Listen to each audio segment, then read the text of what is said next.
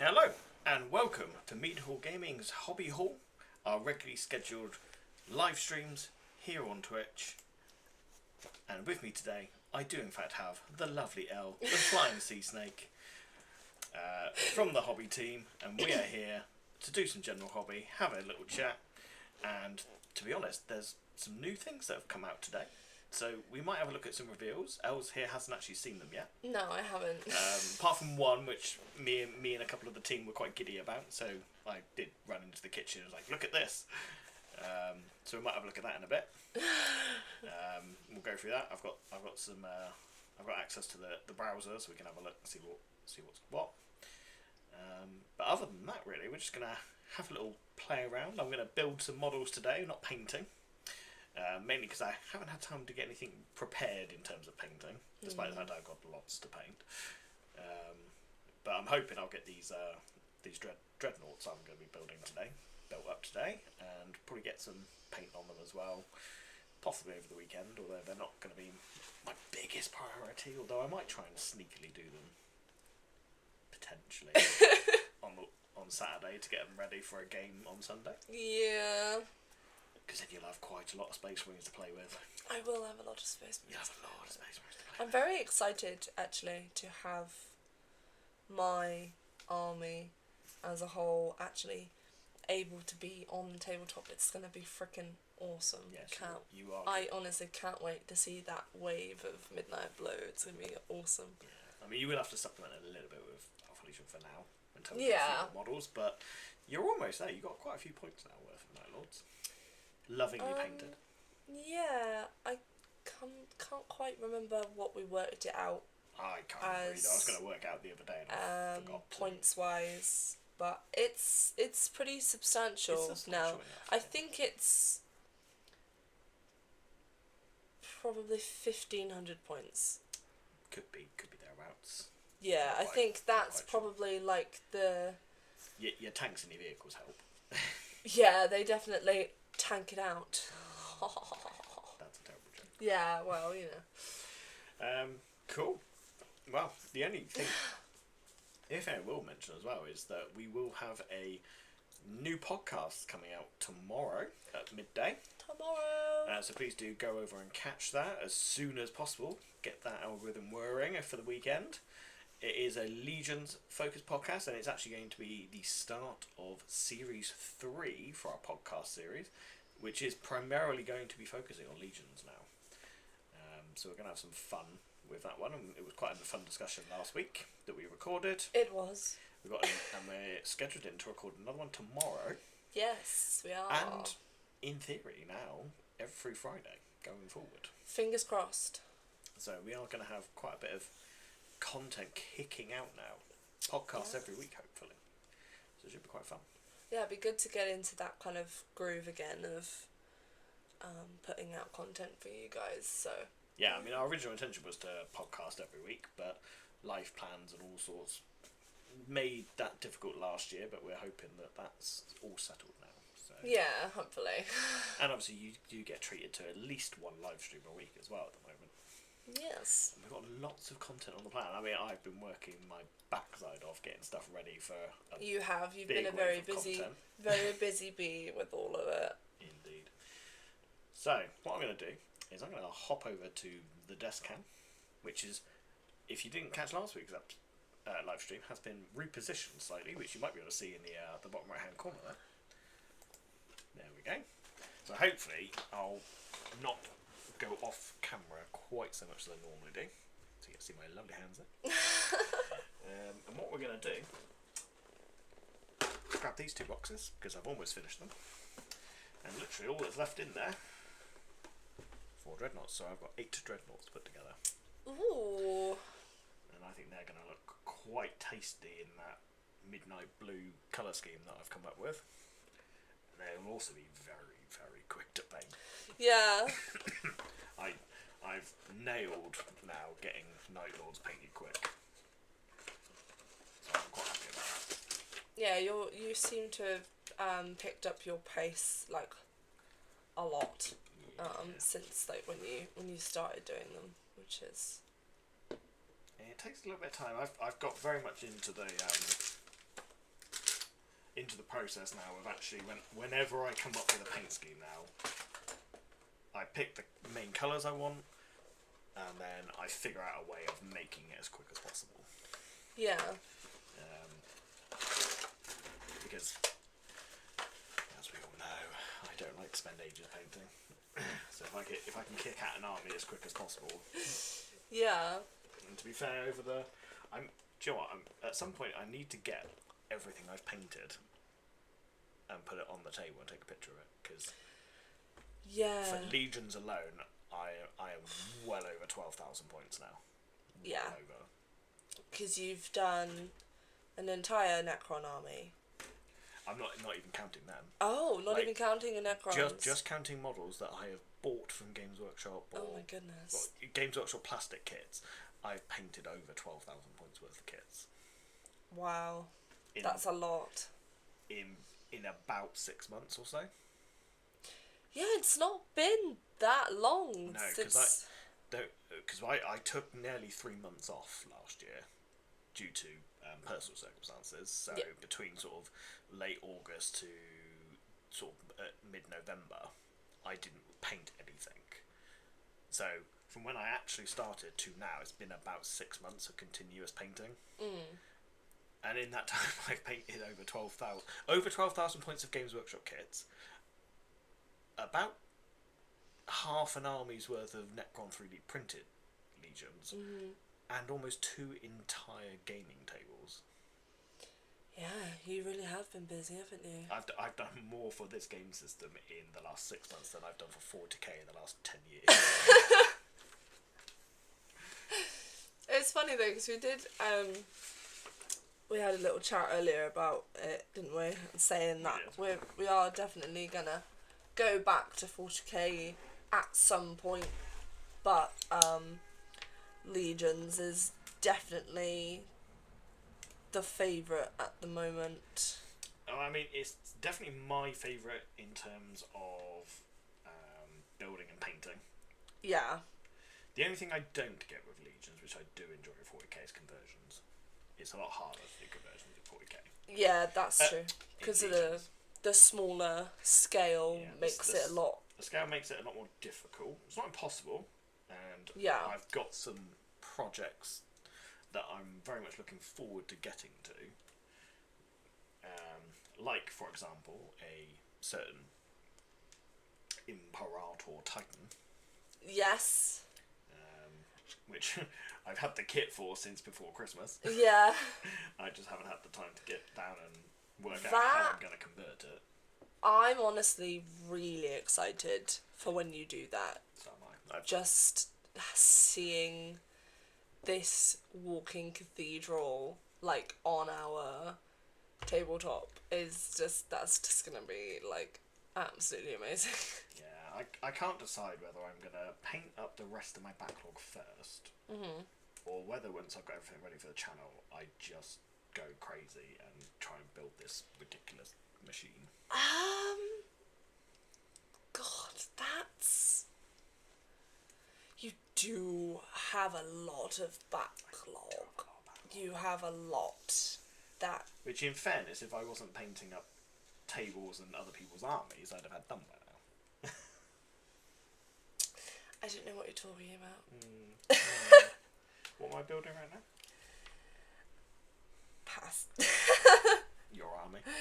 Still my army, yes. But to be fair, it's the last bit of my army that I've got left at the moment. I'll say at the moment. I haven't got the funds to buy any more at the moment. So you're safe. You're safe for now. I'm safe for now. Well, I'm safe for now in the sense that I'm not going to let you get any more for a little bit. So that I can catch up with the rest of the stuff. Yeah. And I mean, that's not entirely true because there is a few things that I'm going to do 3D print wise. Yeah. Which I probably will do before I continue with anything else, because we want to top you up to as close to 3,000 points as we can get without buying more plastic. That's true, yeah. Which I think would be quite doable actually, because I don't think you're that far off. I've got a few ideas of things we can 3D print which we can't buy. Yeah. because there are some things that we'd like to add to our Legion's armies that Games Workshop just don't do at the moment. And, you know, they may never do, although I think they will eventually. Like specialist units for the Legions. So, for example, your Contakar Terminators, which don't currently exist as kits. So no, they don't, which is so sad because they're so cool. We do actually have our 3D printed ones. Yeah, look at little baby. He's such an itty bitty boy. And we also have your special little jump troopers. Yeah, they're awesome as well. So I'll definitely print up a full set of those. So you can have those, and we have got an itty bitty Conrad Cares. We do, yes. Which I spoilt. You spoiled ages ago. So ages ago. It's in the known space now. It is, yeah. That's fine. That's fine. I may even break out my own Alpha Legion at some point and finish them off because I've already printed my specialist units for those. I've got a full set of Lernaean Terminators, some Headhunter kill teams. Wow. And Alpharis and Omegon. Yes, the twin Primarchs. I have the twins. But I haven't actually played my own Alpha Legion for quite some time. No, you haven't. No. But now that I have my army at a point where like it only literally just needs to be topped up a little bit with your Alpha Legion, you can always fight against me using your Alpha Legion now if you wanted to. I mean, I'm not too worried about playing the Alpha Legion at the moment anyway, because one, I'm playing against an Astartes army, so it's actually quite fun for me to run my other armies. Yeah. I am thinking next time though, I'm trying to decide whether to run a mono army. What, sorry? A mono army, so instead of mixing, just run one faction. Oh, okay. Or, because I haven't played with one for a while, I kind of want to run a Titan. See, I still have my reservations about Titans. I still think you should join the Titan train, because they are so much fun. I can barely handle using the Knights. Titans are easier. One, they require a lot less finesse because they're big, tough, and they pack a massive punch. Yeah, I suppose they're just big stompy robots, aren't they? Big stompy robots. They do a lot of damage, and they bring your points up very quickly as well. They're great for filling an army. Like even just having one, just is a chunk. Yeah. Like my War Master up there, which you should be able to see very little bit there in the top corner. There he is. He's I think he's 750 points. Yeah, but which sounds like a lot, but he pays for himself. Like you haven't brought him down yet in the game. I haven't brought him down, but he doesn't always hit. He doesn't always hit necessarily, but in 2 games now he's actually wiped out 750 plus points of models in a single round of shooting. So that was not fun at all. That round. They are great. I love them. I think they're fantastic. Actually, do you know what? I am going to run a Titan next time, because do you know what I haven't actually run yet? What's that? I haven't actually had the chance to play with my Side Titan yet. Really? No, not run it yet. That surprises me, because we've played quite a few games now. We get a game in every week. I've only played 2 games with my Warlord, because I'm trying to only play with models I've painted to incentivize me to paint them, which I don't really need incentivization to paint, because I enjoy painting Legions now. Yeah. The reason I haven't painted them is because I'm painting everything else. Yeah. So I feel like I can let myself off a little bit. Also, I like taking pictures of painted models. So. That's true, yeah. So that's probably the main reason now why I don't do it. But I think for our next game on Sunday, I think I might break out the Side Titan just to try it out. Oh god, I'm gonna die. My whole army's gonna die. Well, you've had plenty of training now. Yeah, I think I'm definitely getting there with a lot of it. Yeah, definitely. You have got a lot better. You make the problem is sometimes you make one silly mistake, and that sadly the last 2 games, I think those silly mistakes have been very early on, but they've been so crucial. It's kind of hampered your ability. It's deployment. Every time it catches me at the moment. I don't know why. Well, I think the key is focus, remembering the main mission and where you want to put your units. Yeah. But you know, it happens. You're still learning, really. And you are learning because you're relying less and less on me to remind you of rules, which is good because it means our games are getting quicker.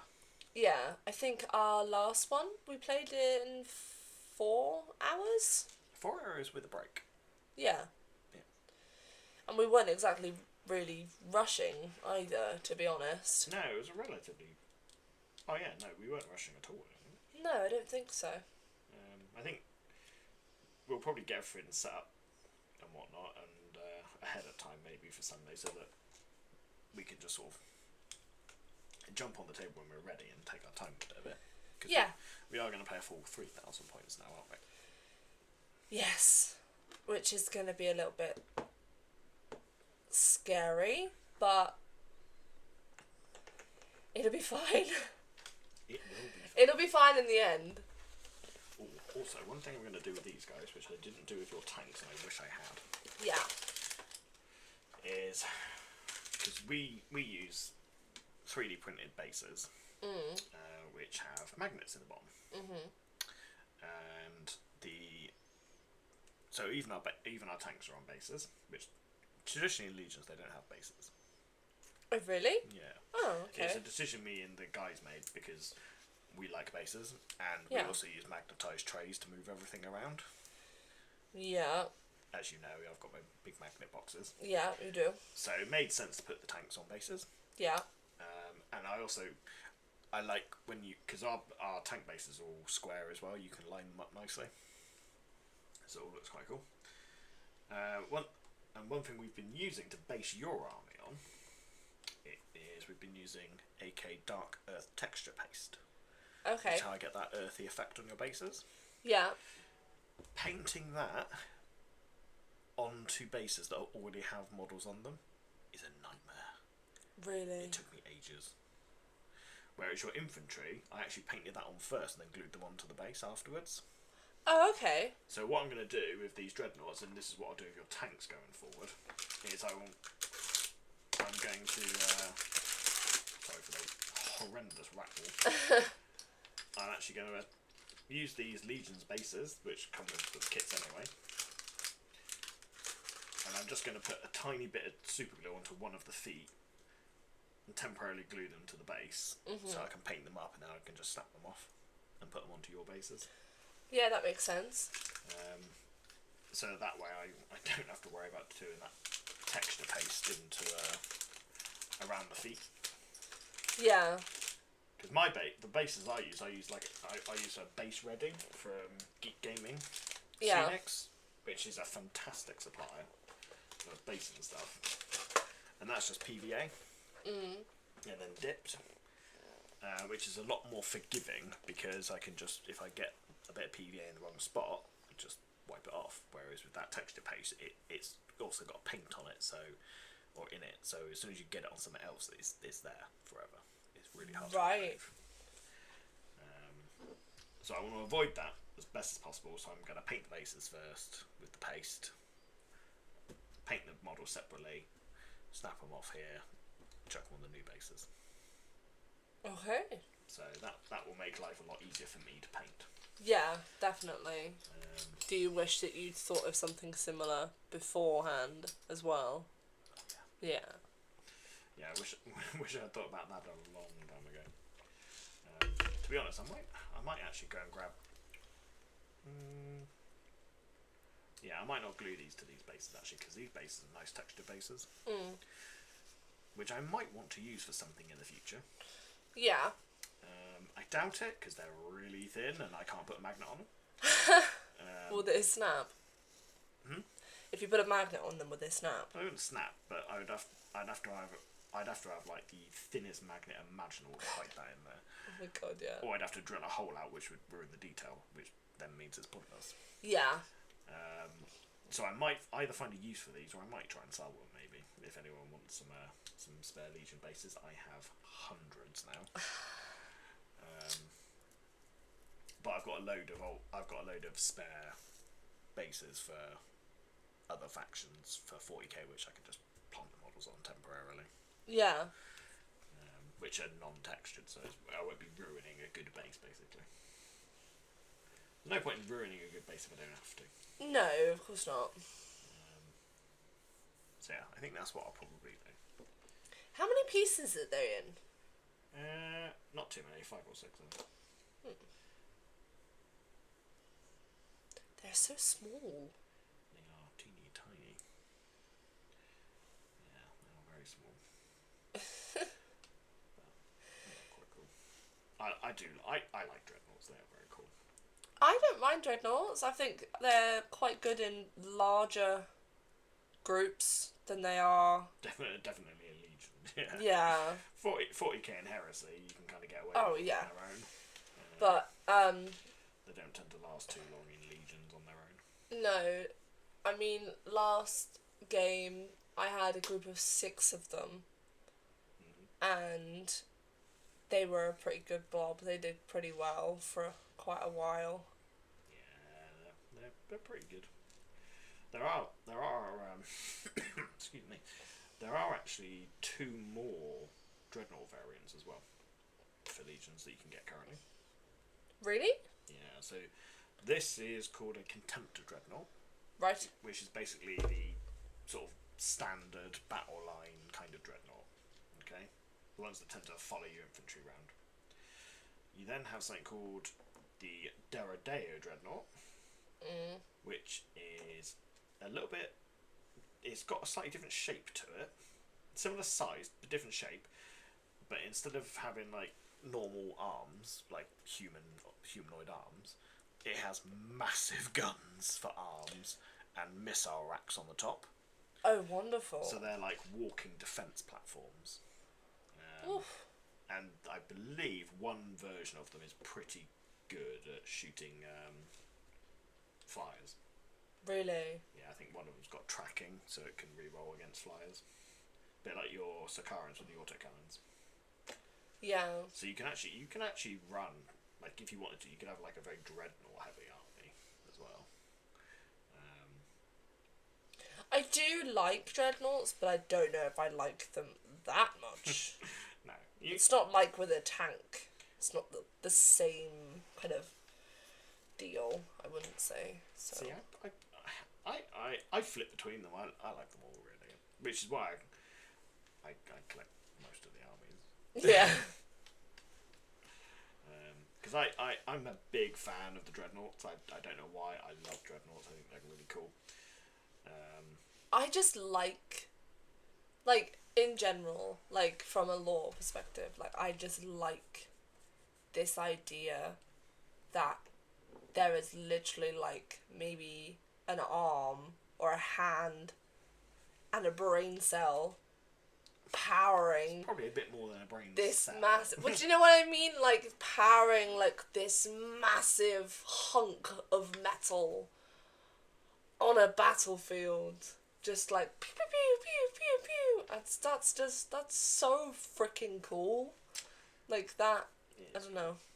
It's just that image it's brilliant for me. Yeah, I think for Space Marines, I prefer Dreadnoughts to tanks for Space Marines.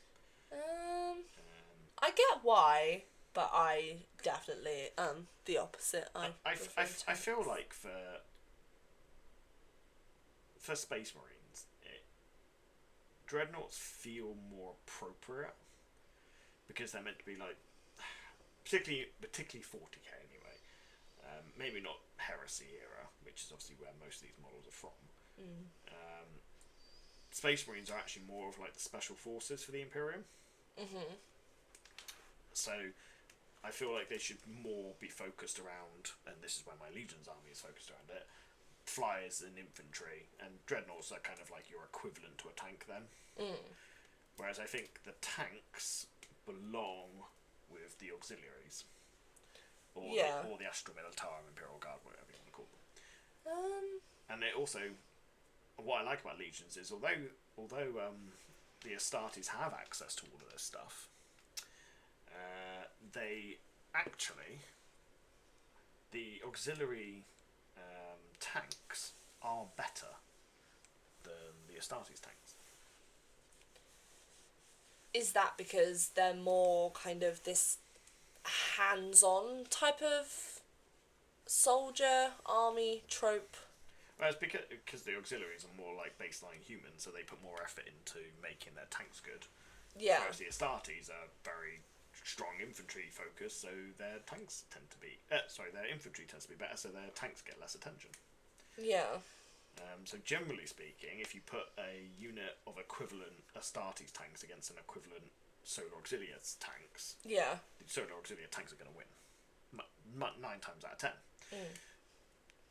The opposite's true with the infantry.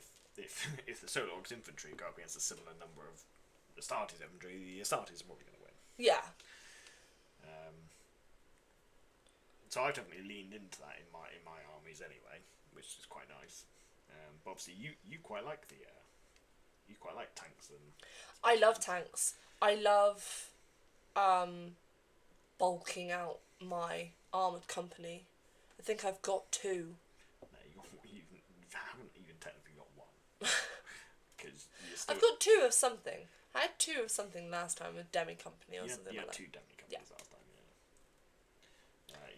you don't quite have enough for an armoured company because you're still using my tanks to make an armoured company. Yeah, I need to get myself some predators. You either need some predators or you just need some more Sakarans. It's whatever you prefer, really. Both. Or, yeah. I'll have both. I'll get both. Well, get a set of predators next then, so that way you'll have a set of each. Yeah. You can go either or. I think Sakarans and predators are somewhat interchangeable. I don't think one is necessarily any better than the other. They just do slightly different things. Oh, signs there. Whew. Oh, I nearly lost the underside part of an arm. Oh. Gosh, you made me have a heart attack. I thought it was more serious than that. They are Woo!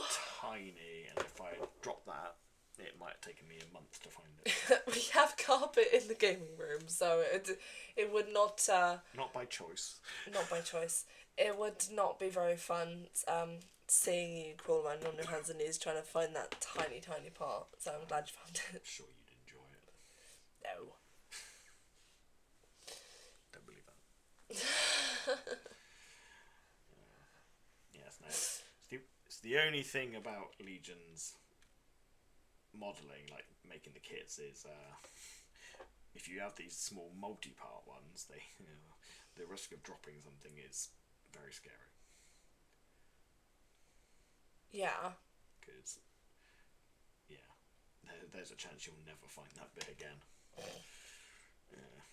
Touch wood, so far I've not actually lost anything so far. Shouldn't have said that. But That was just me knocking on wood. So that is the only major issue, I think, really, because you certainly can drop and potentially lose bits for 40k, but the bits aren't this small usually. Why they decided to model the Dreadnought arm with the underside of the arm not attached, I have no idea. Yeah, that's a bit strange, actually. Now I think of it. I can't quite work out why they would have needed to do it, because I would have thought you could have moulded this quite reasonably in one piece. Yeah. Because it's not the most complicated bit in the world. No. And I do actually work with moulding and stuff like that, so I have some experience with it. Yeah.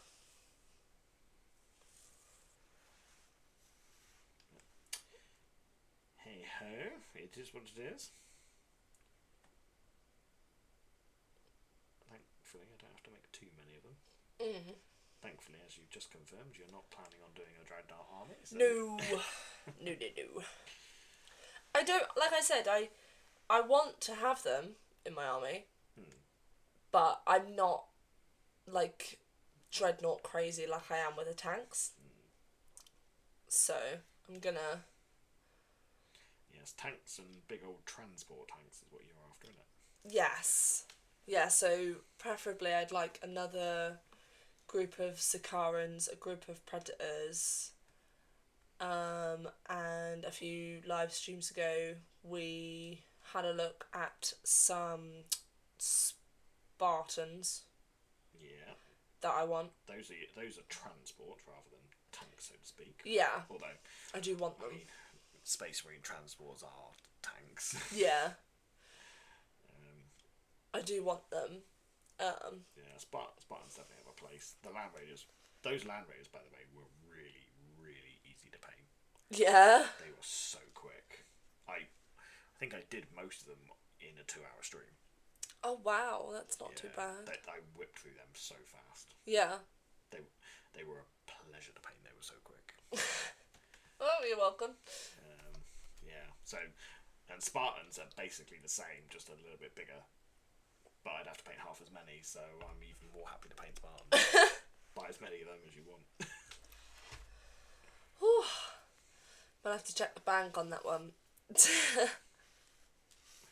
But no, I think once I've got those 3 groups, we'll probably have a look at the points at that point. And then I will probably go back to focusing on infantry again. I'll tell you one thing you probably will need to look at. And what's that? Is because you pretty much are going to want to put all of your infantry in some kind of transport, aren't you? Yeah. So we need to look at how many infantry bases you've got or are going to have, and what's going to go in what transport. So you can plan accordingly. Yeah. I also think one thing that'd be very cool, and I know you're interested in them anyway, and having now done a little bit more research on Night Lords, I also know that the Night Lords are very keen on them. They are. Dreadnoughts. No, Dreadnoughts. Drop pods. Yes, I do want drop pods. I do. I think you probably want at least a cheeky set of drop pod units. Yeah. Even if it's just one, like, little detachment that's going to drop in. But in Legions, did you know that there is actually a drop pod formation? I didn't. So really? You can actually have an entire section of your army dedicated to drop pod assault. Wow. I had no idea about that. So you could actually have an entire formation focused on drop pods. That does sound kind of cool, to be honest. And I think you'd have quite a lot of fun there, because you probably have 1 or 2 armoured companies, at least a demi company, with all of your infantry inside your Land Raiders and your Rhinos and your Spartans. I'm not having any rhinos, but yeah. Not having any Rhinos? No. Don't like the Rhino? It's not that I don't like the rhino. You just like the big chunky lads. I want the big chunky lads. Okay, fair enough. So you'll have your demi company where you've got all your infantry piled into the armoured transports. Yep. And then you could also then have a specialised drop assault force. Which, by the way, would be a really good place to put Dreadnoughts in, because you can get Dreadnought drop pods. Yes, I have heard of these Dreadnought drop pods. This is where your Dreadnoughts come in. You can have a few Dreadnoughts drop podding in, so you're not worried about them running up slowly across the battlefield. They're just going to drop in and cause havoc in the backfield somewhere. Ooh. See that? That's so tempting. That sounds so good. Do you know what the term is for when Space Marines drop pod into a battlefield? In large numbers. There's this term for it. Quite an old term. I don't know if it's used very much anymore, but it sounds familiar, but no, I can't remember. It's what's known as steel rain. Yeah, no, I did know that, but it was hidden behind all of the other knowledge I've accumulated over the past couple of months. Yes, which I just think is a really cool name. It is, yes. There's definitely something like about that you know, it's like it comes with a bite or something like that. It's kind of cool. So you could definitely have some fun with that one. yeah, no, I definitely like the idea of drop pods, because it kind of leans into my whole thing about like technology and kind of big chunky bits of metal and that. Do you know what I mean? Yeah, we'll get you some drop pods. Yeah. Get some big old drop pods to drop a load of infantry and dreadnoughts in. Yeah, I can't wait. That'd be quite cool. And they're gonna be nice and easy to paint as well. You're welcome. To be honest, legions, anything that's a vehicle is easy to paint. Yeah. The infantry are a lot more labour intensive, but they're nowhere near as labour intensive as doing any unit at 28mm. Yeah, I can imagine. I can do an entire I could probably paint 2 of these boxes up in a day, easy. Yeah.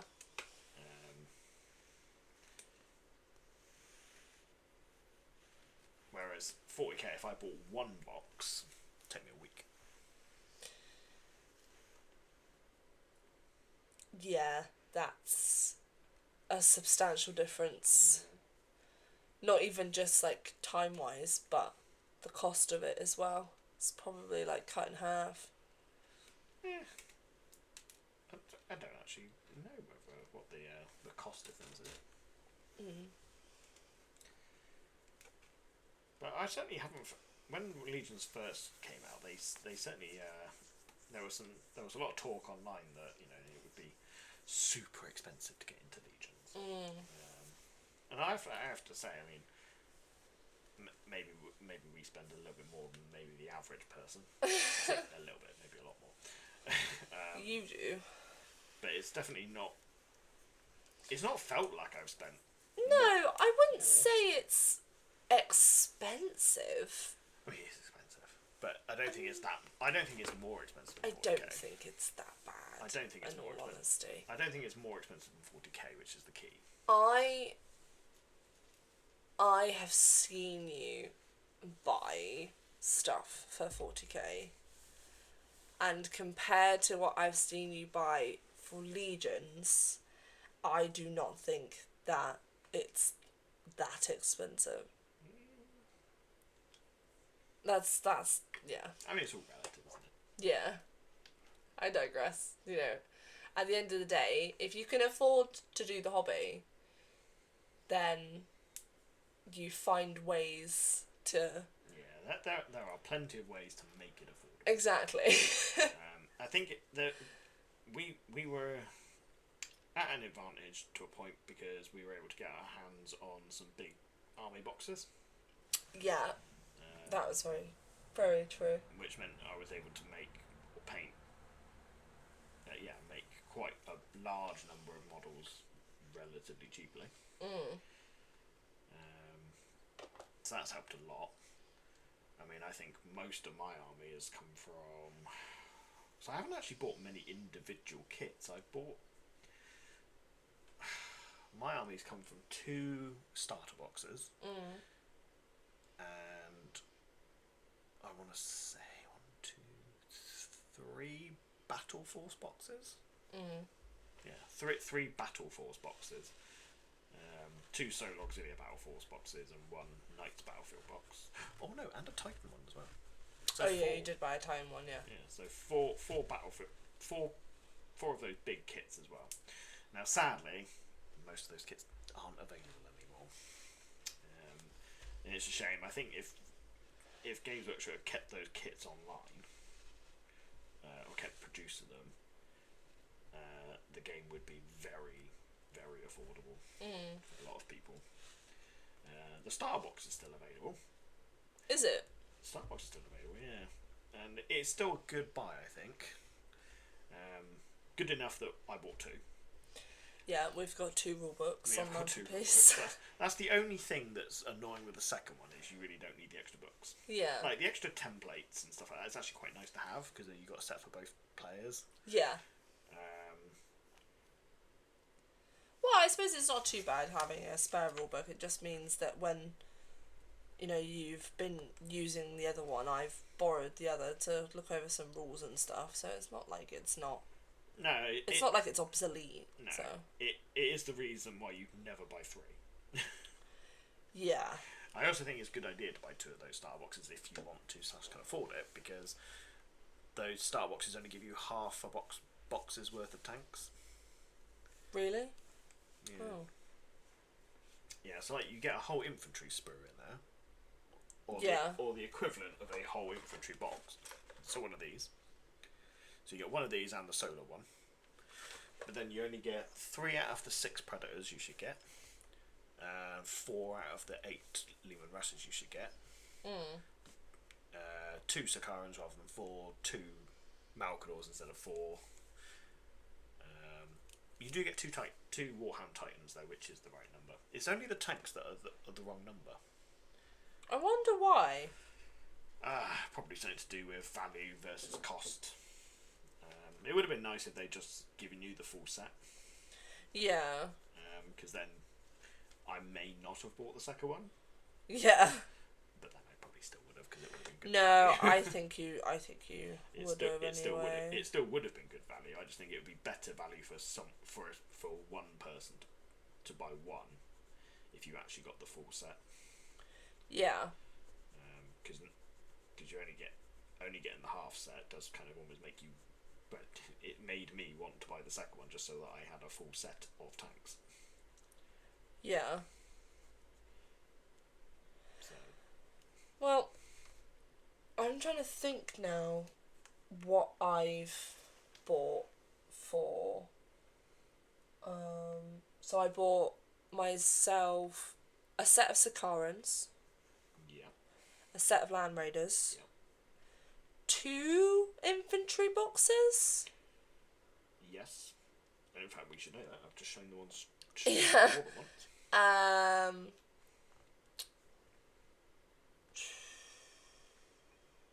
Trying to remember how these lance cannons go together. They don't seem to want to fit. I'm trying to think what else. Actually, I think that might be it. I genuinely think I've only bought myself 4 boxes for my army. 2 lost. Well, you have got some knights. Oh, I did buy a box of knights, yeah. Box of knights.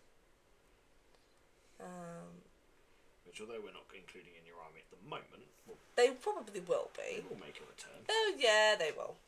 And if you decide you don't want to go back to them at some point, then Jamie. I'm gonna steal them. Yeah.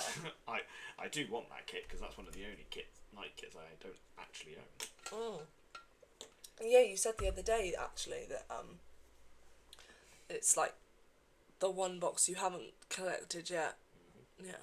Yeah, I've got almost every other night kit. Well, in fact, I have every other plastic night kit. Yeah. That's the only plastic night kit I don't own. Until they release the new mechanical one. In which case, then I won't own that one either. For about 2 weeks before I buy it. Yeah.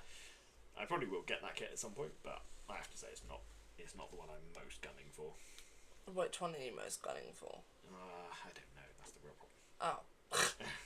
I can't decide what to get next. Oh, I see. One, because it's going to be a while, because I've got to paint all my other stuff first, because I'm not buying any more until I've done everything else. I won't hold my breath. I'm not. I've got no intention to, because I've got lots to do at the moment and lots to paint up, and I don't really have, because I don't want to play any models that aren't painted. I don't really feel the need anymore to buy another kit until I know if I'll paint it. Oh, okay, yeah, Makes sense, I think. I'm trying to train myself into not wanting to buy a kit because I don't want to play an unpainted kit. Yeah. So the only time I will break that is if I know that if there's a kit that I want that I'm going to paint immediately. Yeah. But currently there's no kit that I can see myself going out and buying because I want to paint it straight away. Because actually the kits I have are ones I want on the tabletop, so I want to paint them. So yeah, I probably won't go ahead and do that just yet. Did you figure out the last cannons? Yeah, eventually. That's good. They're a little bit fiddlier than I expected, actually. Yeah. Yeah, now I'm just going to clip out a load of random legs. Now I'll put them all together. Yeah. With these dreadnoughts, they have a few different poses on legs. I normally just cut up a single set and just randomly pick them out. Yeah. So that there's no real what do you call it?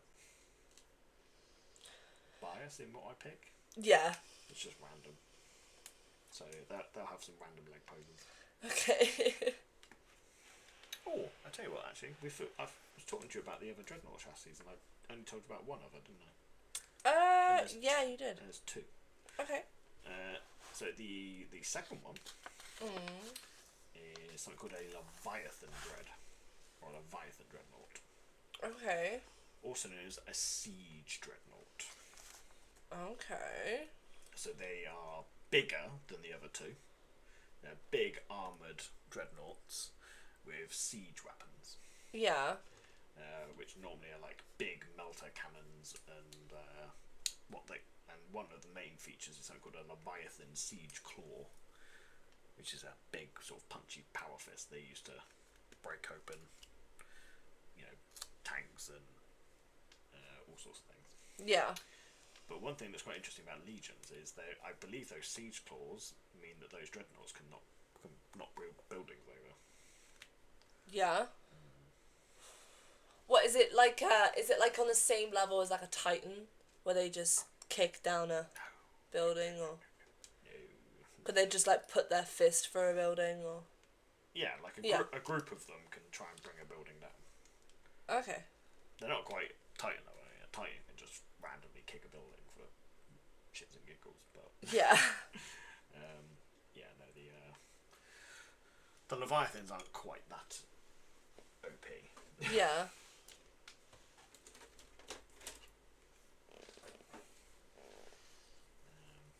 But yeah, I'll show you what the dreadnoughts look like in a minute, so you can have a look. Yeah, please do. I'll show you the 28mm scale ones rather than the Legion scale ones, so you can get a real appreciation of what the models look like. Yeah. Because you can see them up close then. Yeah.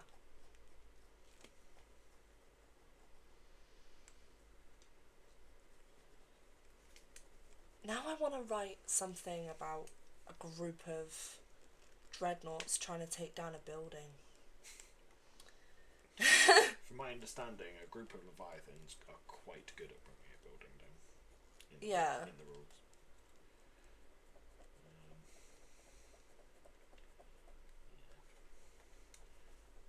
The nice thing is there is one kit you can buy, which I've shown you before, which does have the other dreadnoughts in it.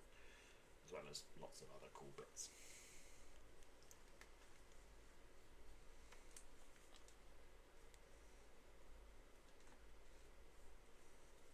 I have an interesting question for you. Okay. So, obviously, are we loosely basing our narrative, like Legions, in the heresy? No. Or we're not? So it's outside the heresy. We're predominantly going to base most of our stories in the modern era of 40k. Right, okay. So, with the returned Primarchs, the demon Primarchs and stuff like that. That's not to say that we won't ever do heresy era stories. Yeah.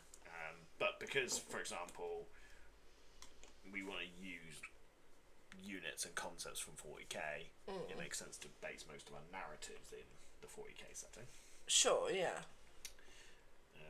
And we want to bring it, potentially we want to bring in other factions that are also in 40k but aren't in Heresy.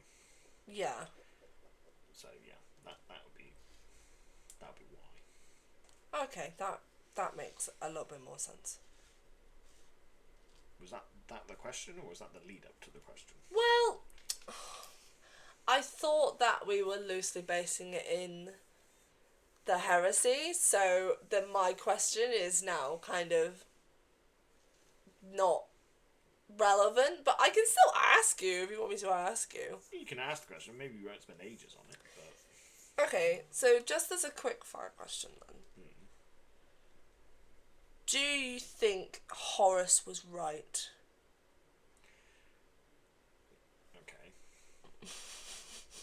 I said quick fire. Yeah, okay. Not a quick fire question normally. That's a bit like asking, was Magnus right? Or did Magnus do anything wrong? No. Magnus did nothing wrong. Wow. I love Magnus. Magnus did wrong. He wasn't totally to blame, but he did do wrong. And I'm a massive fan of Magnus, and I still believe and realise that he wasn't without blame. He was just goofing around. Well, his goofing around always doomed humanity and the entire galaxy, so, you know. Yeah, but the Emperor did that just by being the Emperor, so... Well, that goes nicely into the whole point of, was Horus right? Because, well, yes and no. Okay. Was he right to try and overthrow the Emperor? Probably, because the Emperor is definitely not a nice guy. Nope. Was he right to do it the way he did it? No. No. Was he entirely to blame? Probably not, though. Yeah. He was tricked into a lot of it. Stupid Erebus. We still remember when you defended him, John. Yeah. We remember. Yeah. The North remembers. Game of Thrones reference. I want to watch Game of Thrones so bad. We'll definitely rewatch it. Yeah. I definitely want to rewatch Spartacus personally. So I rewatched Mr. Bones 40k's YouTube video of Angron's backstory today, and it's funny you bring up Spartacus because the entire time I was thinking, oh my god, Angron is Spartacus. Angron is Spartacus. Except for, Spartacus didn't turn into a literal demon, but... No. Angron's a cool character. I like Angron. I feel bad for Angron, but I like Angron. I'm not gonna lie, if I could stand the idea of painting any of those 40k Chaos Legions, yeah, I'd collect all 4 of them. Yeah. Because I love Alpha Legion, and I would still have Alpha Legion, but I would love to have Alpha Legion at the head of the 4 Chaos Gods. Yeah. Armies. But oh no, painting all of that trim. Yeah, no. Chaos trim. No. Poor Hammer guys go on about it a lot as well, and they are so right. Yeah. Chaos is just, oh no. The only reason I have an Alpha Legion army is because my Alpha Legion army is based on the Heresy armor. Yeah. Not the new, let's put trim on every armor plate Chaos Space Marines. Yeah. That's what puts me off those.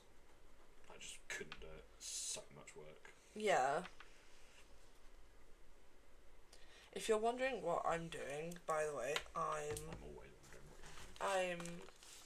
This is like a loose, I don't know if it's in the camera properly, this is like a loose sketch on like what Atropos is.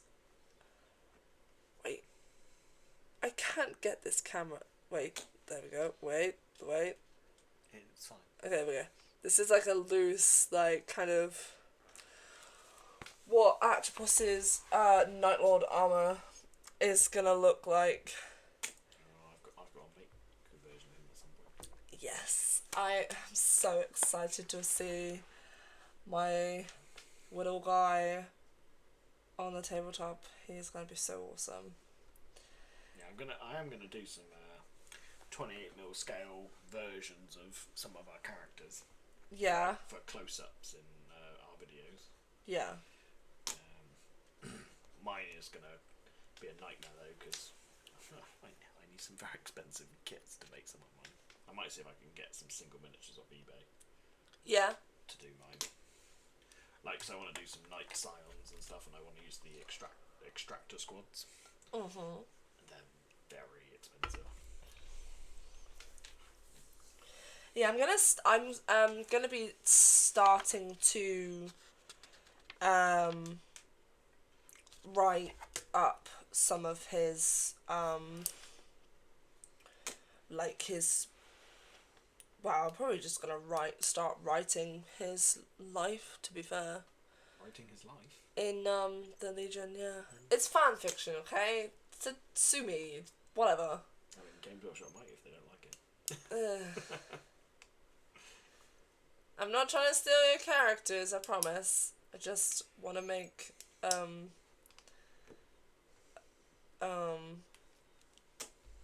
I mean, they did the whole false Primarch thing.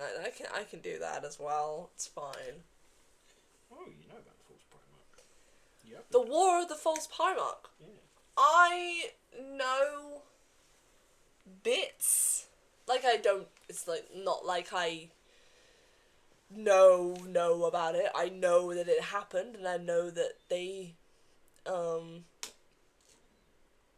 didn't last very long.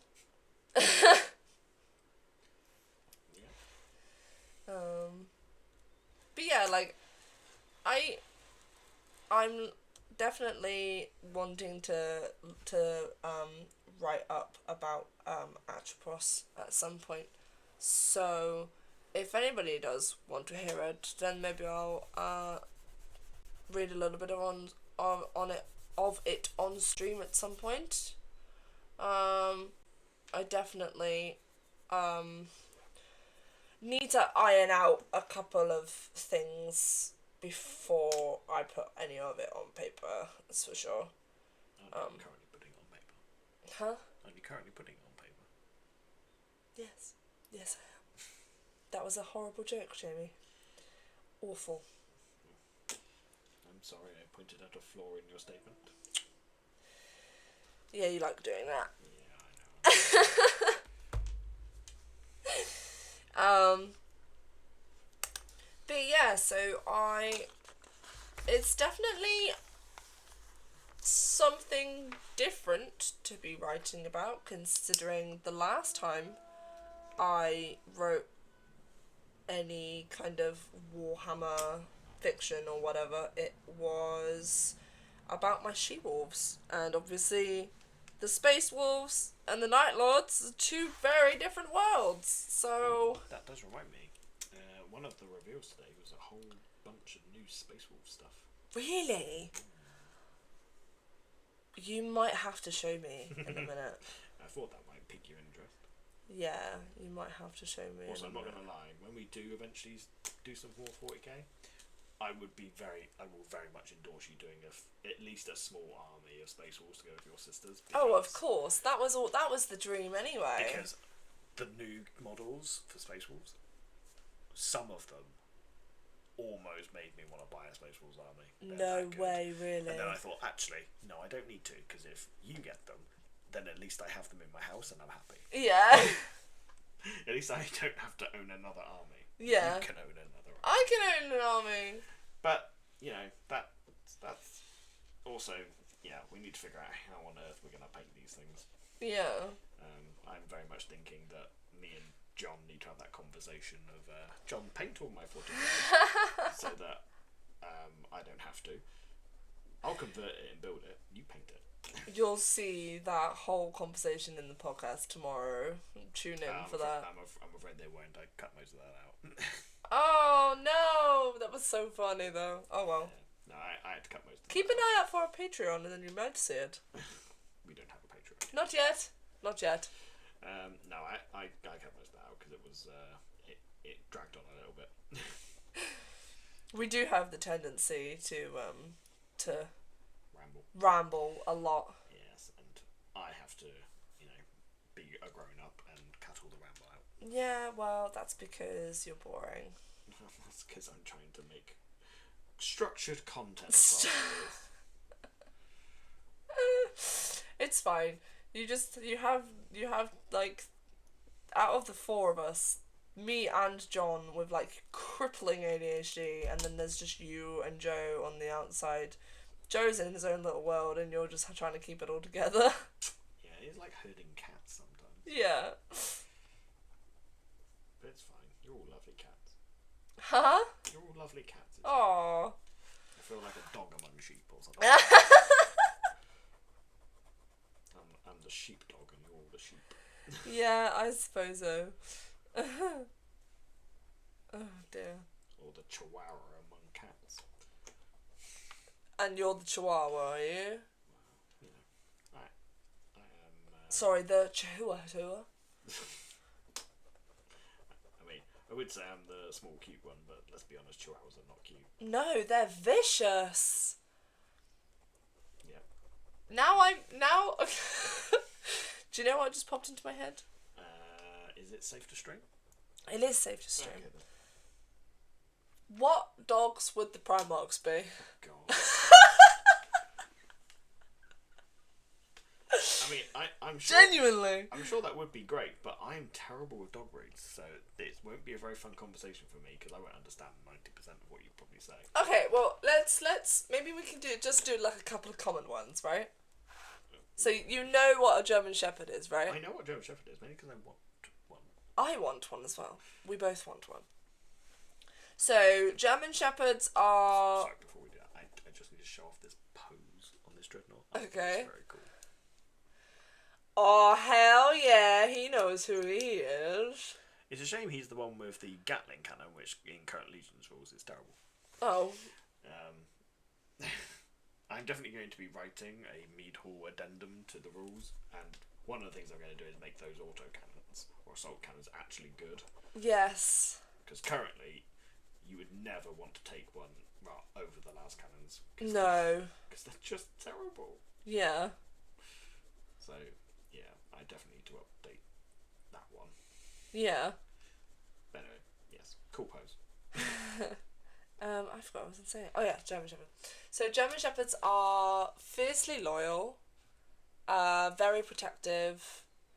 They are one of the most popular dog breeds that people go for, and they also are extremely well known for their sense of smell. Who do you think, if they were a dog, which Primarch would be a German Shepherd? I feel like that kind of has to be Russ. Yeah, but that's not... He could... No, because I don't think he's a German Shepherd. I think he's more of a Husky. Right. Oh, yeah. Because Huskies don't shut the hell up. They are extremely lovable and excitable, but if you get on their bad side, they will bite you. Have you ever been bit by a Husky? I've never been bit by a dog. Being bit by a Husky hurts. Dogs love me, they don't bite me. That is very true. Dogs do love you. However, being bit by a Husky hurts. So I don't think that Russ would be a German Shepherd. I think he's more of a Husky. Okay. And I mean, all they do is howl. I'm sure that's an over-generalization. I mean, they do howl a lot.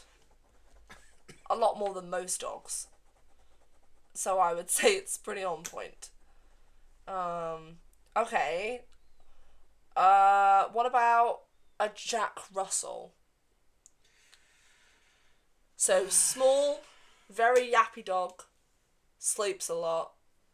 Cars never slept. Huh? My mum's Jack Russells never slept. No? No, they weren't sleepers. They were just very noisy and very excitable. Okay. By the way, I've just finished your Dreadnought. Yay!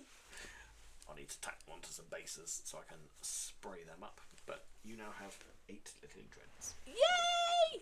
Which also means you can technically run 16 now for a little while. Can't wait for that. Because you also got my 8 as well. Yeah. Right, I tell you what. Let's take a break from dogs and Primarchs and let's talk real Warhammer. Okay. So what I'm going to do is I'm going to pop over to the browser. Yes. There we go. I might have to adjust my screen a little bit because it's not capturing the full thing. I think that's the full screen. Yeah. Yeah, that's about it. So you can see what I can see now. Yeah. So I'm going to quickly show you some things that we've discussed already, and then we're going to have a quick look see at some reveals from today. We'll have a little. We're going to break things up a little bit for today's stream, and we're going to do a reveal reaction video, if you like. I've seen everything, but you haven't. So No, I haven't seen it. I haven't seen everything. No. And we can have a little chat about what's going on. Since I've also finished doing all of my building for today. Mhm. So if we quickly pop over to some Space Marine Legions, doesn't really matter whether it's Loyalist or Traitor, I don't think here. And what we want to do is we want to have a look for some vehicles and Dreadnoughts and stuff. Doesn't look like there's a nice easy filter I can use. Well, I know they're mostly in plastic, so let's go for that for now. Oh no, there's some resin kits that I want to show you as well. Damn. Ah, okay. Right, well let's have a look then. So, let's scroll on down. So, yeah. So that's this is a tank that doesn't exist at Legion yet, but I'm sure we'll get Vindicator. Yep. It's just got it's basically a Rhino / Predator with a massive gun in it. For blowing up bunkers and stuff. Oh. So I'd imagine that would be very good at destroying buildings. That's a big Tank Hunter Sakaran variant you might like. It's got a big tank killing gun in the hole there. Damn. Which I'm sure you'd quite like. Yeah. Artillery tank, which you don't have yet. Don't have any artillery. Now, there's the Leviathan Dreadnoughts I was talking to you about. Yeah. That's what they look like. So they're big, chunky Dreadnoughts.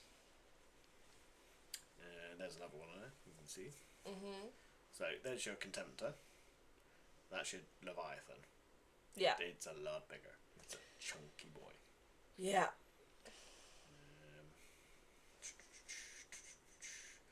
Now, there's your Deredeo Dreadnought.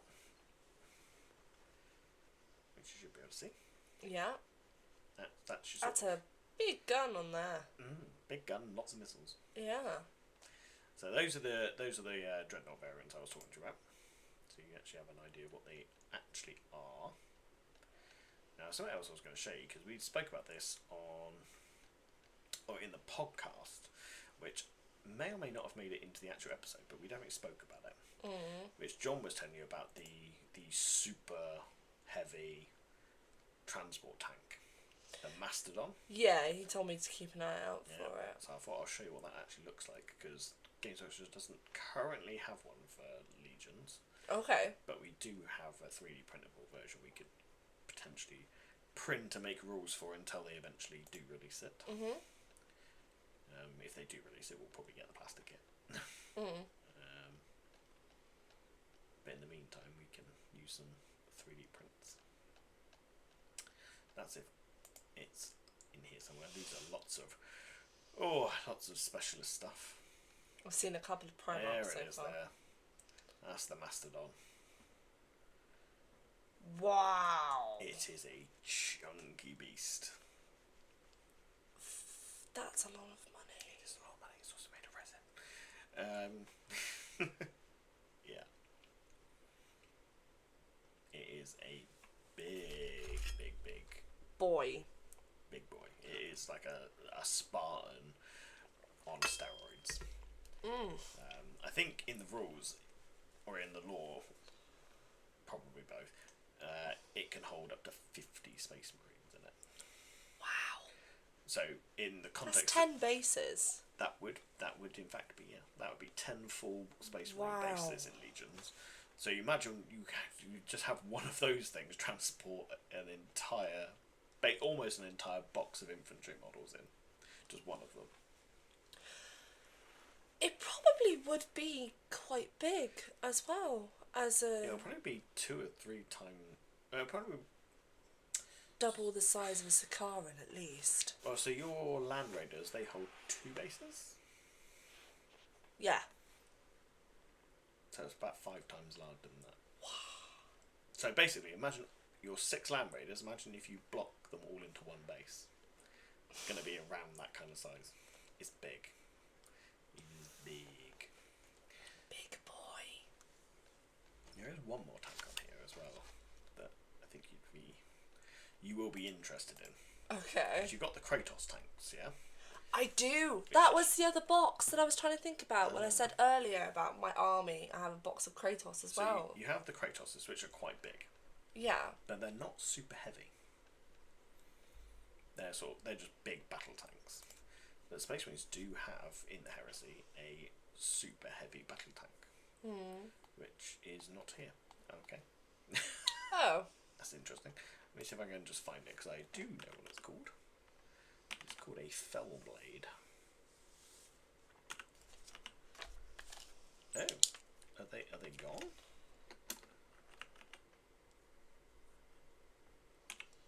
Have they disappeared from the site? Ooh, okay, that's interesting.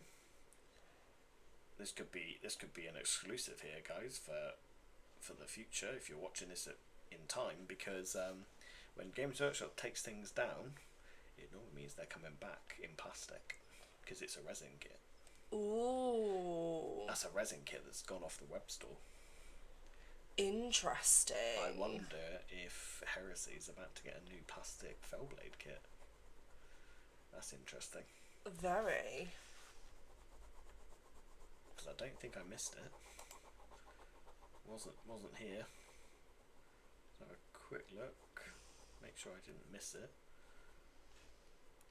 Leviathans, Contemptors, Sakarans, Spartans, Rhinos. There's Kratos.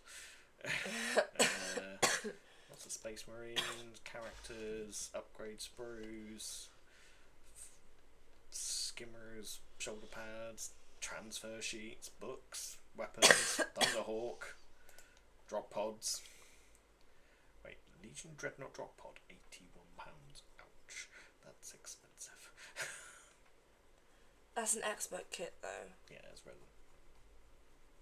That's all that means. It just means it's made out of resin. Whereas the normal one, let's say, for. Oh.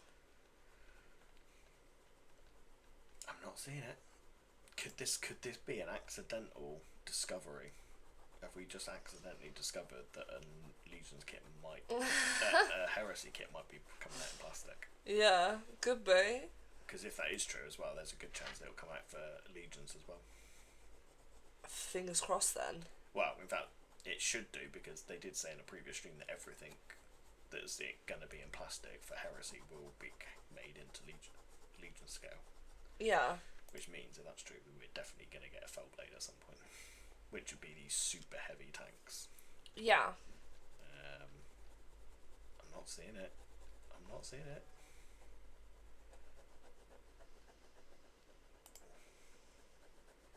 Could it be? It is. Yeah, Fellblade's gone. It's off the store. Very interesting. That could indeed mean we are getting a plastic Fellblade. Fingers crossed. Very interesting. Well, I will show you that at some point when I find a picture of it. Yeah. So you can see. But basically, it's a massive tank with a big gun.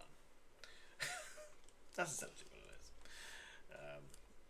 Yeah, it's basically the Space Marines equivalent to the Baneblades. Yeah. I think the Baneblade is still slightly better because it's got more guns. Generally. Oh, see, if I was running humans, I'd have Baneblades. You would. I mean, eventually you can always do the human side of things. Yeah. Stopping you, but The only reason why I didn't do any Solar Auxilia with my Night Lords is because I just think that no, They hate humans. The other thing is, in terms of rules as well, they're slightly more complicated than Space Marines. Yeah. Not too much more, but we're going to try and keep things relatively simple for now, aren't we? Right. Let's go to our review shows. So this is what was revealed earlier today, which will be old news for some people. But would you like to have a look at some Space Wolves? I'd love to have a look at some Space Wolves. As they're the first ones that have come up. Yeah, go for it. So, here we go. Epic new Space Wolves. Now, we won't watch the trailers, because you can find those on YouTube. But this is the new Space Wolf army set that's coming out. Oh, whoa. Which has quite a few miniatures in it, which is quite cool. But let's have actually a look at the real meat and potatoes. Here we go. So these are the new sort of Space Wolf infantry. Yeah. The Blood Claws. So they're just basically they're basically assault intercessors, but slightly Space Wolfy. Right. So they've got slightly different style of armour, which is quite cool. Yeah. And they're also faster as well. Oh, okay. In the game, they announced that they actually have a 7-inch move, which is quite fast. That's pretty decent. So they're quite nippy, quite fast. So these are like the young Space Wolves. Excuse me, I'm just yawning there. Apologies.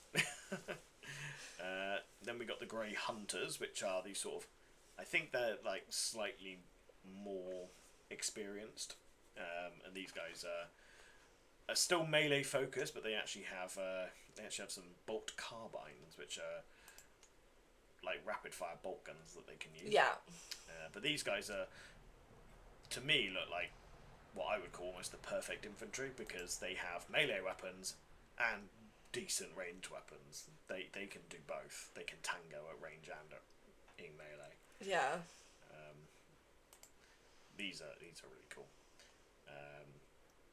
My Alpha Legion have a kind of a similar unit, which have the big guns and melee weapons.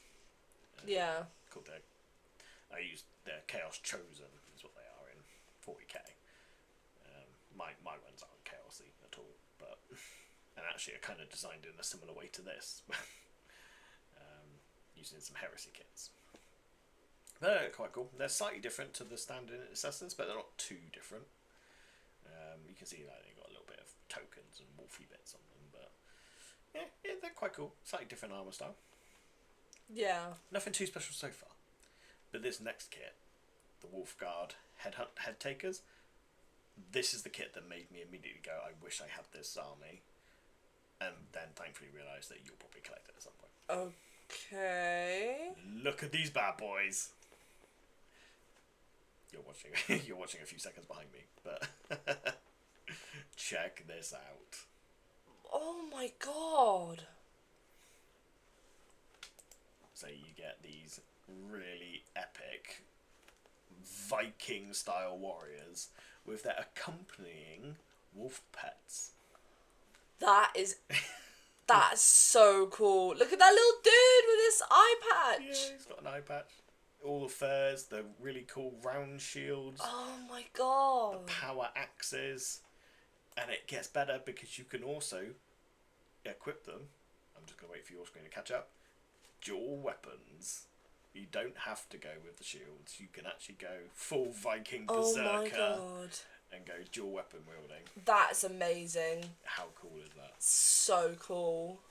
Yeah, I was just immediately this kit makes me wish I was playing Space Wolves. Yeah. Because that is awesome. That's a really cool kit. Oh no, I completely get it now. They also now have a new leader unit as well. Or an updated leader unit. The Wolf Priest. No, sorry, not the Wolf Priest, this is the Battle Leader. Which looks very cool. It's a nice little custom kit with some extra bits and pieces. I also love the new heads as well. Yeah, I was gonna say before the Grey Huns, they have long plaits which I think is really cool. Yeah, done a really nice job on giving some cool hairstyles, which I think is something that the Space Wolves should have always had, Excuse me. but haven't really had before. Yeah. And in the new era of new sculpting, yours here now. Yeah, they've actually started to be able to sculpt these really cool head sculpts now and hairstyles, which is very cool and should be there for the Viking faction. So yeah, we also now have the Wolf Priest as well. I have something inappropriate to say. Probably don't say it on stream. I'm not going to say it on stream. But yeah, you have the Wolf Priest, which is also quite a cool looking model. He's like a blend between a healer and a priest. So yeah, he's quite cool. Smash. So that's what they've revealed so far for Wolves. Apparently there is more to come for Space Wolves. Oh. So that's quite cool. No, I definitely see where you were coming from now. Totally. So they announced a new Crusade thing, which is the sort of narrative game for 40k, but we won't look too much into that. There is a couple of new reveals for the Chaos Legions. Oh, excuse me. So recently had Emperor's Children. Yeah, I seen that. Yeah. Yeah. This is the other three. So. World Eaters, Death Guard, and Thousand Suns? Yeah. So World Eaters are getting this dude. Who is that?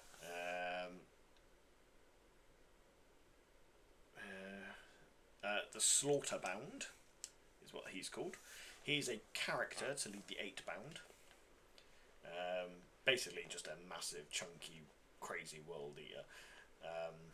Now the 8-bound are basically a group of berserkers that have got 8 corn demons shoved into their skull. This guy apparently has a bloodthirster greater demon inside his head. Oh damn! Yeah, he's nuts. Now, he's cool. I suppose he's cool. I think he looks terrifying, but yeah. My only problem is the World Eaters don't have much, and they only get this one model. That's not great. They deserve more. Like, yeah, I see where you're coming from. The World Eaters are really cool. The fact that this is all they got is very sad. Because right now they basically have 8-bound, 2 characters including this guy, 2 unique ones including this guy, Corn Berserkers, and a special unit of infantry humans. That's it. Oh, wow.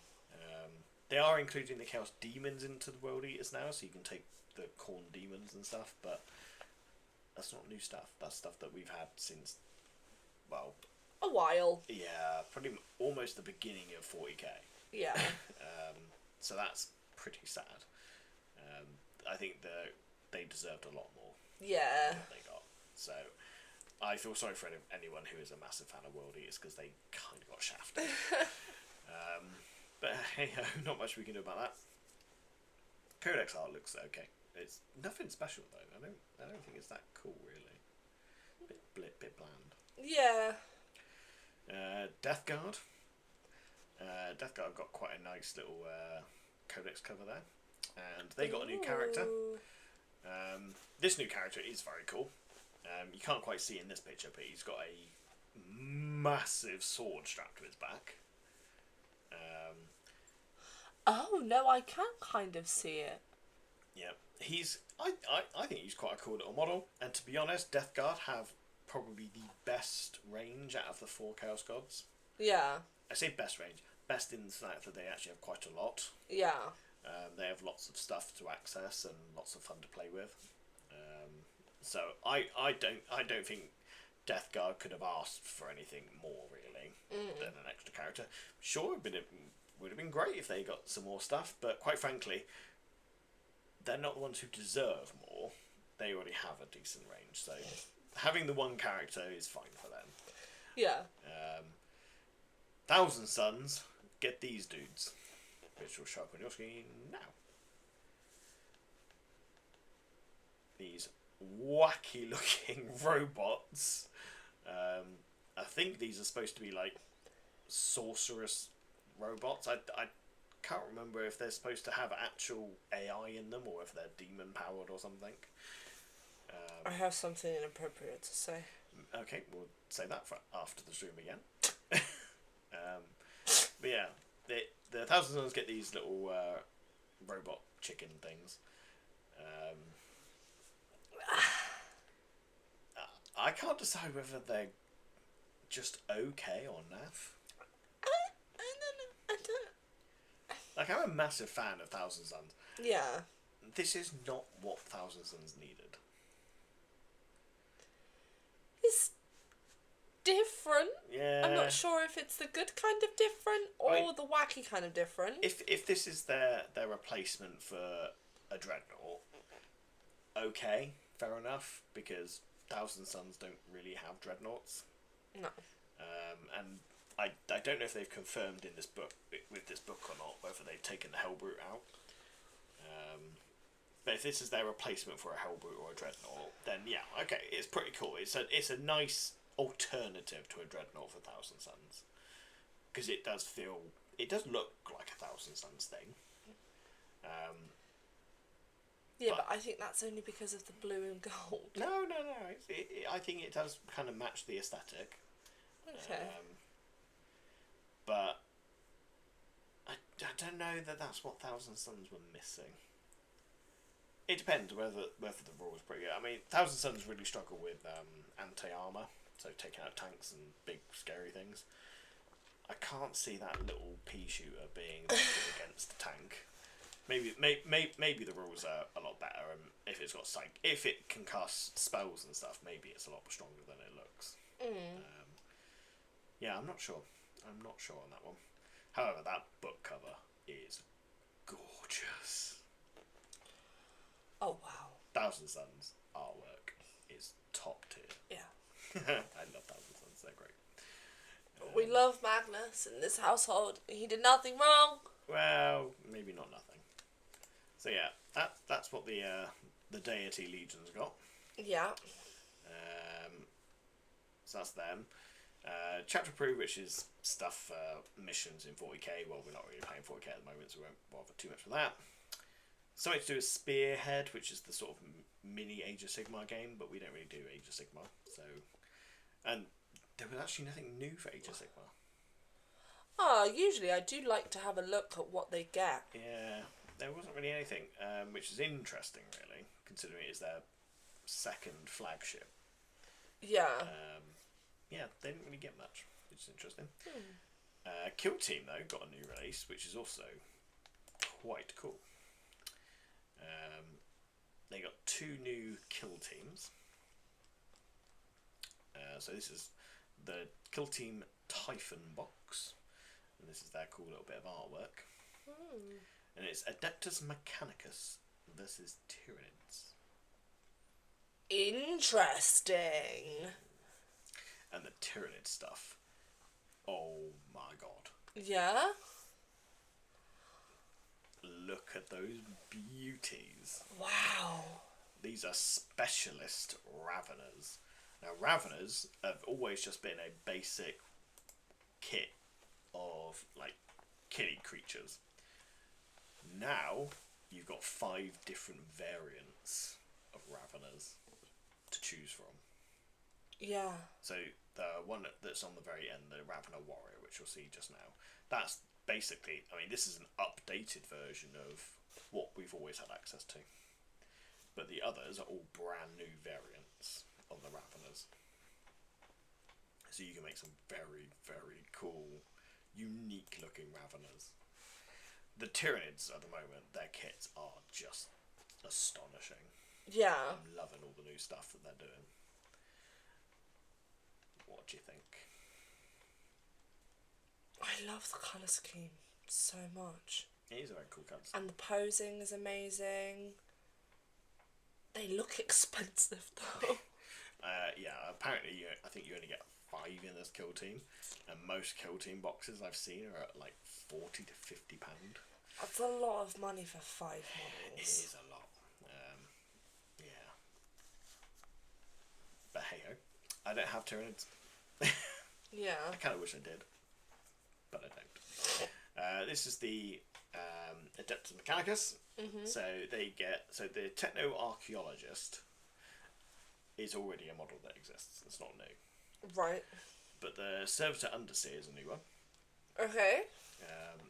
From what they were saying on the stream, he's basically like he kind of fixes up servitors. The lobotomized robot slave people. Oh, I know what servitors are. I was more stuck on the idea that he fixes them up, and why is he in a kill team box? Because most of the kill team are servitors. Oh.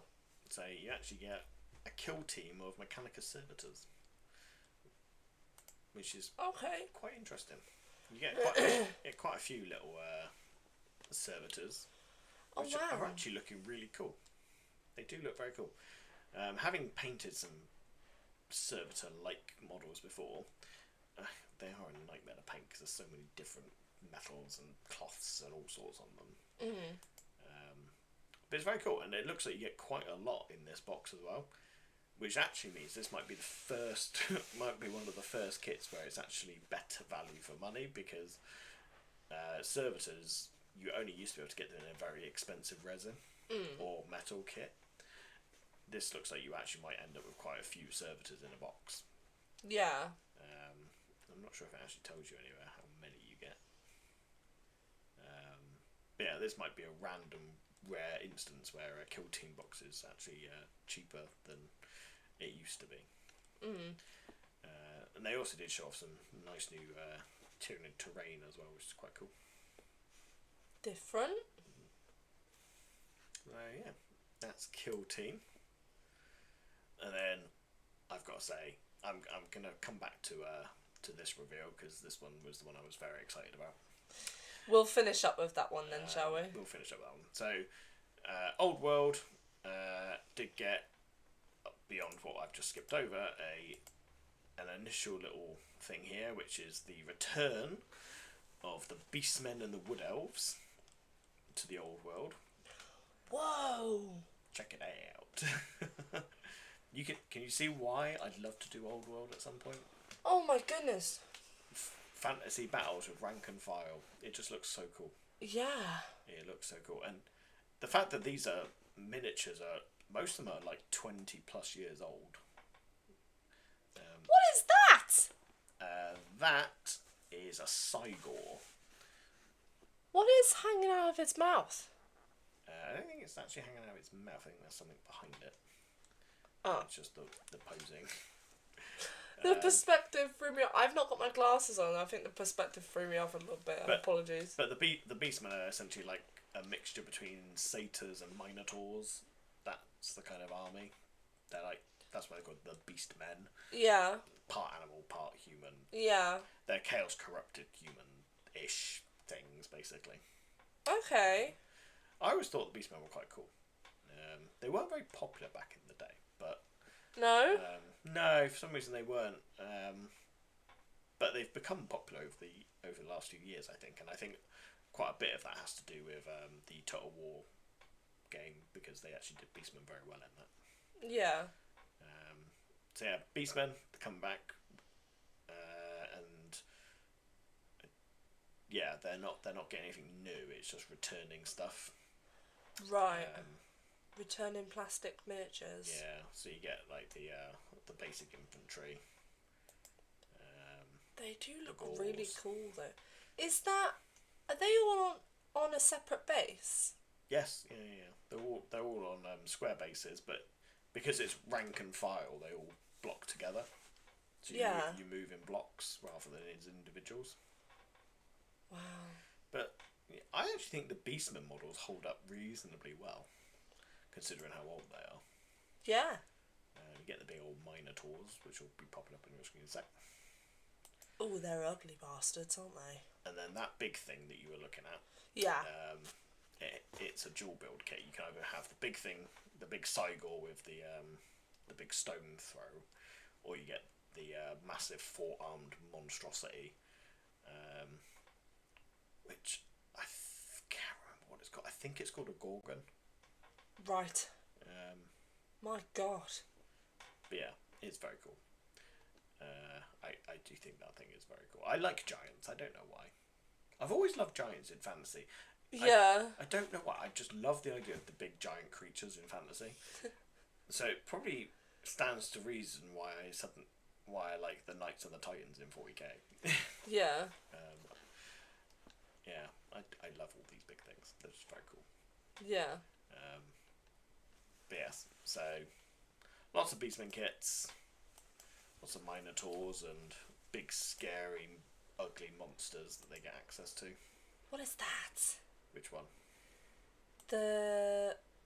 No, go back. It was the one with the big blue wings, whatever that was. Oh, that. I actually don't know what that is. That's not one that I've ever come across. That just looks ill. It's Beastmen. They've even got metal miniatures coming back as well. Not that anyone wants metal miniatures, but apparently they do. Oh, cute. I bet they're very expensive. Oh, yeah, I'd imagine so. And then the old wood elves as well. Not as impressive, I would say. They're okay. Again, I think they hold up reasonably well considering how old these models are. Yeah. They are kind of cool. The Glade Guard are pretty cool. Yeah. The paint schemes they've done on them are all quite good. Yeah. Quite a lot of returning plastic kits here, which is very cool. The fact that they're bringing back old metal miniatures, though, yeah, I'm not a big fan of the old metal ones. One, because I hated working with metal, and two, they're supposedly meant to be better, but I genuinely think they're not. I just don't think they're better. Yeah. So yeah, that's a really old treatment there. Oh, wow. Yeah, I reckon that must be ancient. The design of it looks kind of goofy. Yeah. So yeah, that's the return of the old, but the old world did get Here we go. Grand Cathay, which has been a big part of Total War Warhammer 3. It was one of the release factions, and I have to say it's become one of my firm favourite factions to play in that game. But these new miniatures are stunning. Wow. This is the first brand new faction for Old World, and it's also the only faction, I believe, that is entirely plastic. Really? Because these have never been done before. Games Workshop never made Cathay until now. How exciting. Cathay's existed in the lore Yeah. for a very, very long time, but it was only ever in bits of artwork or in books. It's never featured on the tabletop. Really? But they came into Total War and were so big and so popular, I think, and Old World has come back and has become so popular that they have committed the resources to making the miniatures. And this is the first true new army for the Old World. And like, these are your basic infantry. God. The Jade Warriors. They look so good. They are amazing. And do you know what's really cool about that kit as well? What? They give you enough heads in the box to do them as either all male or all female. That is awesome. So you can have a mix and match, or you can have an entire block of women warriors or an entire block of male warriors. Brilliant. It's very, very cool. I love that little detail where you can just be crazy with whatever you want to do. Yeah. The Jade Lancers, which is the Jade Warrior Cavalry, look very nice.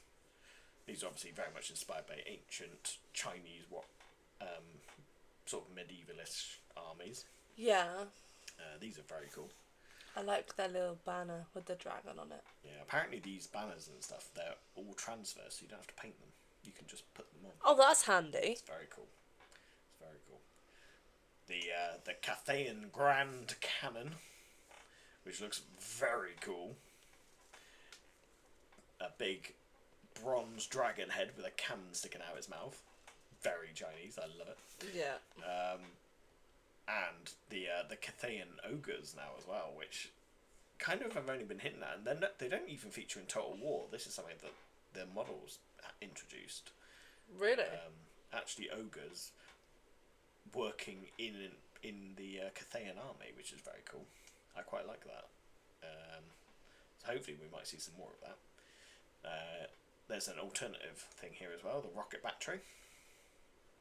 That looks a little bit more fierce. I love the fact that it is quite literally inspired by old Chinese militaries, where they actually fireworks were invented as a weapon of war. Yeah, I knew that. Yeah, and this is what they've done. Yeah, but obviously Warhammer, so the size of the rocket is the size of a human. Yeah. That's quite funny.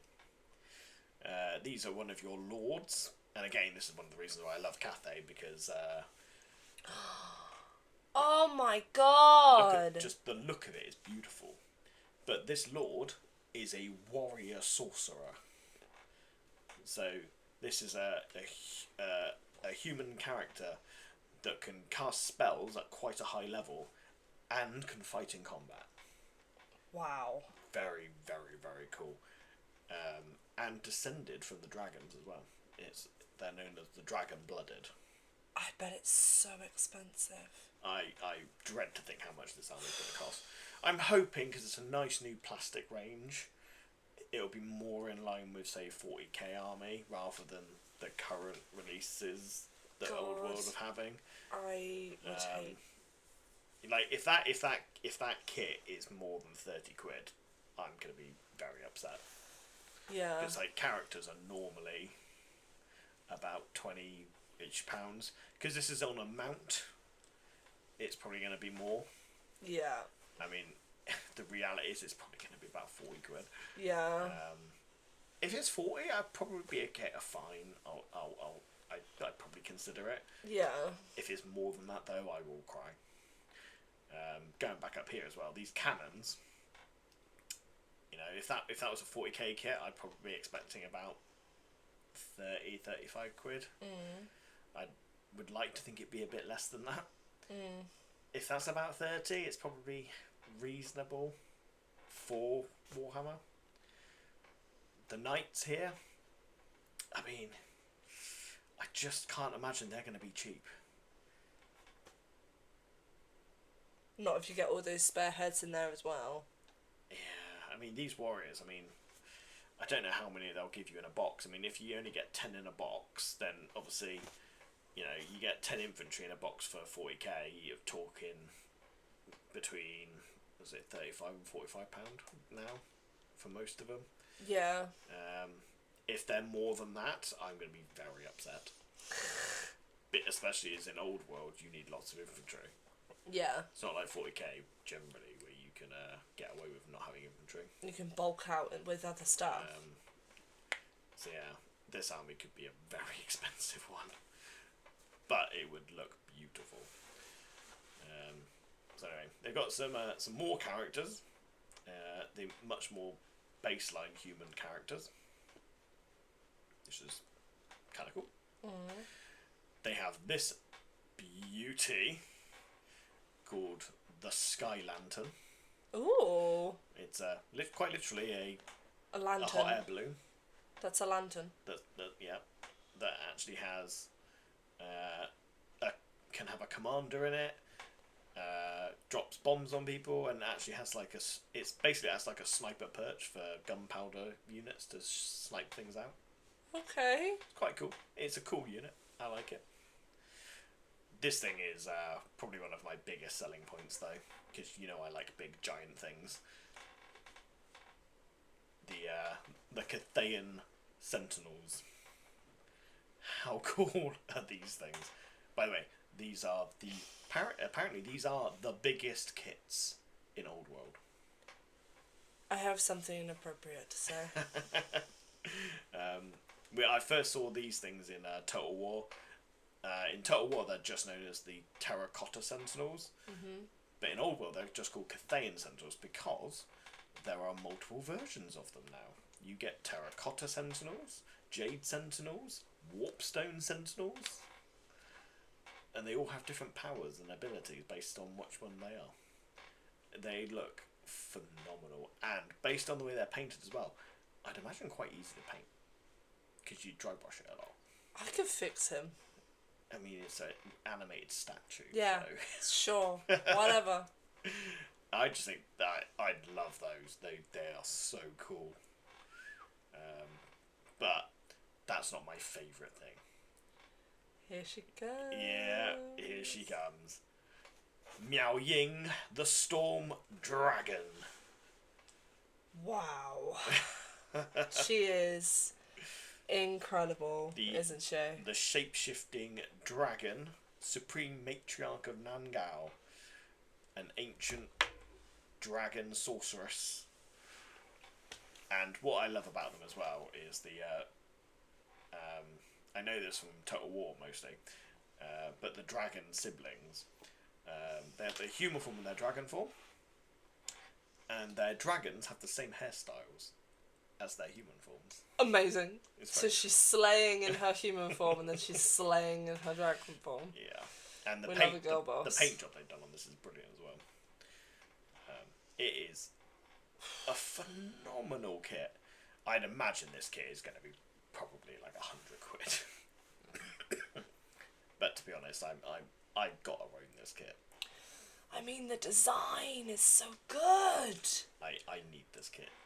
I don't care. Even if we don't end up getting into Old World, which hopefully one day we will, I will be doing a Cathayan army, and I will be getting this kit. But this is only one of the 3 dragons that I know of in Cathay. That I think in the lore there are 7, but I think 2 are missing. Hint, they're Primarchs.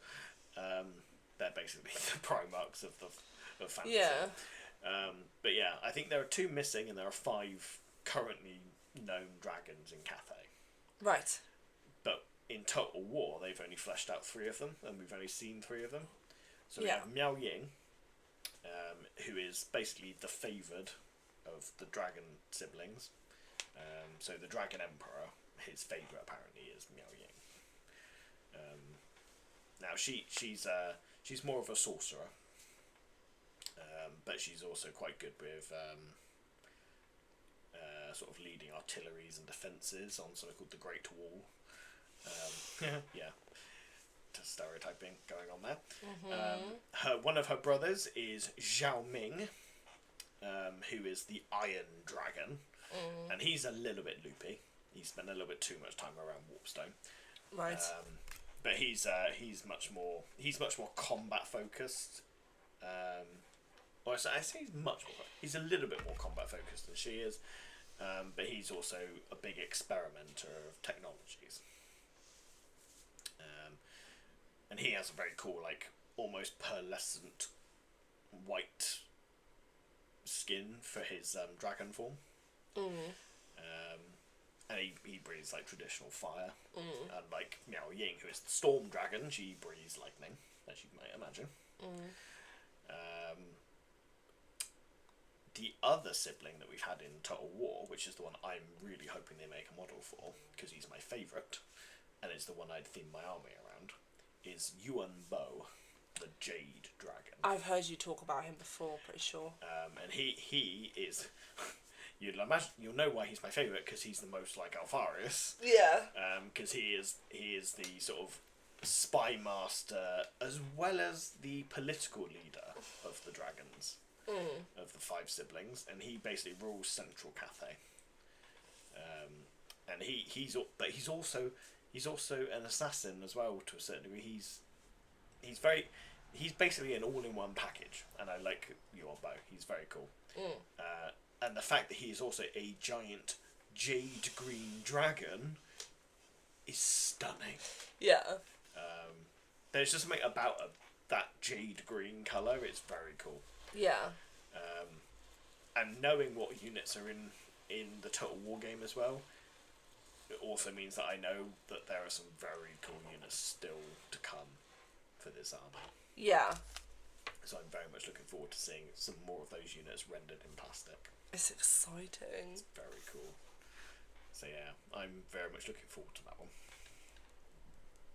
So there we are. Oh. That is the reveals.